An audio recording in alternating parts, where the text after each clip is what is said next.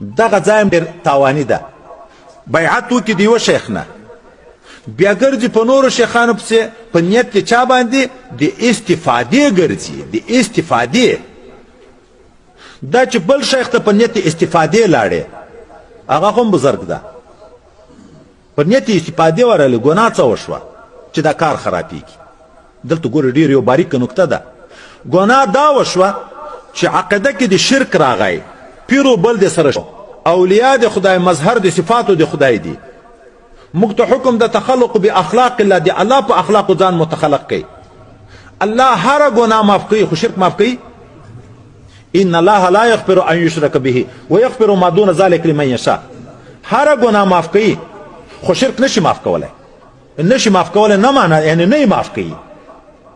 وای شیخ چې مظهر د صفاتو د خدای ده، هغه د مرید تقصیرات، د مرید کمزوري، د اعمالو کمزوري، د ذکر کمزوري، دا ټول برداشت کوی شي. بیا هم شفقت پکې که هغه کمزوری ده، بیا هم شفقت پکې که هغه کمزوری ده، بیا هم شفقت پکې. دا برداشت کوی شي، خو شرک نشي برداشت کولی. وعلى آله وصحبه اجمعین. برادرای محترم، اول خو امی تزکیت النفس یا علم الاخلاق ای در دین اسلام یک شعبه از دین است و ای یکی از وظایف نبی صلی الله علیه وسلم بود. ای را اجرا میکرد. تزکیت النفس دا نبی اسلام یو وظیفه و یو دنده و ساغی کوله او الله ورته سپارلی و. د دغه آیت په رڼا کې دا بالکل یو له هغه د دین له شعبونه ده. پروردګار ابراهیم علیه السلام دعا وکړه، ربنا وابعث فیهم رسولا منهم. اے الله تو په دې کې یو نبی راولېږه له دوی نه، یتلو علیهم آیاتک، چې د تا آیاتونه دي تلولي. دا علم قرائت ورزده کوي، علم تجوید ورزده کوي. لکه دا موږ تاسې په دارالحفاظونو کې استادان شاګردانو ته وایي، دا علم القرائت شو. ويعلمهم الكتاب، دویم تعلیم دی کتاب ورته کوي. بیا به د قرآن تفسیر ورته کوي، معنا به ورته کوي. دا علم تفسیر شو. والحکمت، علم حکمت به ورخي. و حکمت کې دوه تفسیر راغلي، حلال و حرام پیژندل، دا علم الفقه ده. او حکمت د نبی اسلام حدیث ده کول، دا علم الحدیث شو. نو په دې کې دوه احتمال دي. ويزکیهم، او د دې تزکیه النفس به کوي، د دې نفس به پاکوي. نفس صحابه را مؤمنین را پاک میکنه. دا څو علوم سلو؟ 5 علوم. یتلو علیهم آیاتک، دا علم قراءت سلو، علم تجوید سو. ويعلمهم الكتاب، دا علم تفسیر سو. والحکمت، دې معنا که حلال و حرام کې، دا علم فقه سو. یعنی علم حلال و حرام ورخي، علم فقه تعلیم میته. او که دې معنا حدیث کې، دا علم الحدیث سو. دواړه که معنی نشته ده، علم فقه، علم حدیث. ويزکیهم، د دې تزکیه النفس بکوي. دا علم تزکیه سو.